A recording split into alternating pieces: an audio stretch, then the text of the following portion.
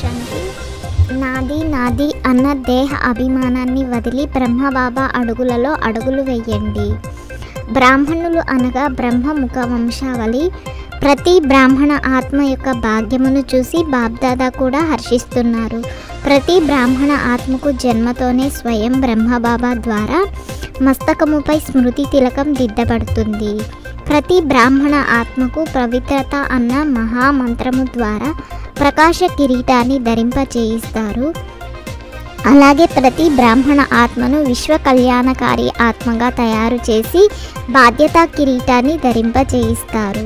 స్వయం భగవంతుడు తమ హృదయ సింహాసనాధికారులుగా చేస్తారు కనుక జన్మించగానే తిలకదారులుగా, కిరీటదారులుగా మరియు సింహాసనాధికారులుగా అవుతారు. ఇటువంటి శ్రేష్ఠ భాగ్యము మొత్తం కల్పంలో మరే ఇతర ఆత్మకు ఉండదు. పిల్లల లక్ష్యం ఏమిటంటే సూర్యవంశీయులు అవ్వాలి అనగా సదా విజయులుగా అవ్వాలి. నెంబర్ 1 సూర్యవంశీయుల గుర్తు సదా విజయి. సూర్యవంశీయుల గుర్తు సదా ఏకరసము మరియు సదా విజయి. సూర్యవంశీయులను చంద్రవంశీయులను క్షత్రియులు అని అంటారు. క్షత్రియ జీవితంలో ఒక్కోసారి ఓటమి ఉంటుంది, ఒక్కోసారి గెలుపు ఉంటుంది, ఒక్కోసారి సఫలతా మూర్తులుగా ఉంటారు మరియు ఒక్కోసారి క్షమించే మూర్తులుగా ఉంటారు. పిల్లలు ప్రతి ఒక్కరూ బాబా సమానంగా అవ్వాలని అంటారు. మరి బాబా సదా సహజ విజయీ స్వరూపులు. ఒకవేళ ఏకరస అవస్థ లేకపోతే నెంబర్ 1గా అవుతారా లేక నెంబర్ 1లోకి వస్తారా? కనుక స్వయాన్ని ప్రశ్నించుకోండి, మేము నెంబర్ 1గా ఉన్నామా లేక నెంబర్ 1 లిస్ట్లో ఉన్నామా? నెంబర్ 1 అనగా బ్రహ్మబాబాను ఫాలో చేయడము. ఏ కార్యము చేసినా సరే, మనస సంకల్పాలు చేసినా, మాటలు మాట్లాడినా, కర్మలలో సంబంధ సంపర్కంలోకి వచ్చిన ప్రతి కర్మ చేసే కంటే ముందు అది ఆలోచించండి. బ్రాహ్మణ ఆత్మనైన నేను ఏ కర్మనైతే చేస్తున్నానో అది బ్రహ్మబాబా సమానంగా ఉందా? బ్రహ్మబాబా అడుగు ఒకటైతే పిల్లల అడుగు వేరేలా ఉండడం అనేది జరగకూడదు. అలా ఉంటే బాబా సమానంగా అవ్వాలన్న లక్ష్యం ఏదైతే ఉందో, గమ్యం ఏదైతే ఉందో అది బ్రహ్మబాబా సమానంగా అవ్వడం అనగా సంపూర్ణత గమ్యమును చేరుకోవడం. బ్రహ్మబాబా వతనంలోకి పిల్లలైన మీ అందరినీ సంపూర్ణ అవ్యక్త ఫరిస్తాలుగా అవ్వమని ఆహ్వానిస్తున్నారు. ప్రకృతి యొక్క అలజడి ప్రభావం నుండి ముక్తులై ఫరిస్తాగా అయ్యారా? మీ స్థితిని తయారు చేసుకోవడంలో నిమగ్నమై ఉన్నారా లేక ఏమవుతుందో అన్న ఈ ఆలోచనల్లో మునిగి ఉన్నారా? సర్వుల సంబంధ సంపర్కంలోకి వచ్చినప్పుడు ఎటువంటి వ్యర్థము లేక నెగటివ్ లేకుండా పాస్ అయ్యారా? వ్యర్థము నుండి నెగటివ్ ఈ భారమే సదాకాలమునకు డబల్ లైట్ ఫరిస్తాగా అవ్వనివ్వదు.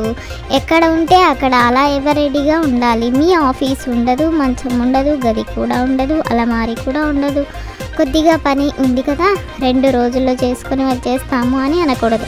అలా కాదు, ఆజ్ఞ అంటే ఆజ్ఞ. ఆలోచించుకొని సరి అని చెప్పండి.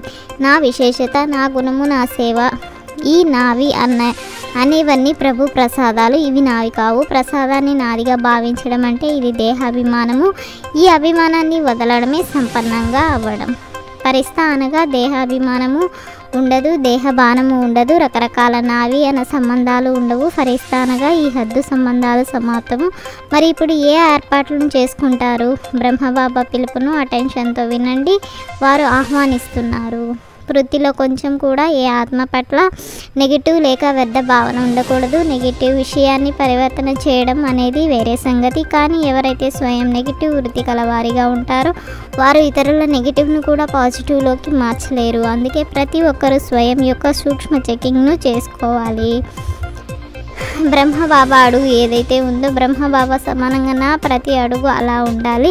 బ్రహ్మబాబాపై అందరికీ ప్రేమ ఉంది కదా, మరి ప్రియమైన వారినే ఫాలో చేయడము జరుగుతుంది. బాబా సమానంగా అవ్వాల్సిందే.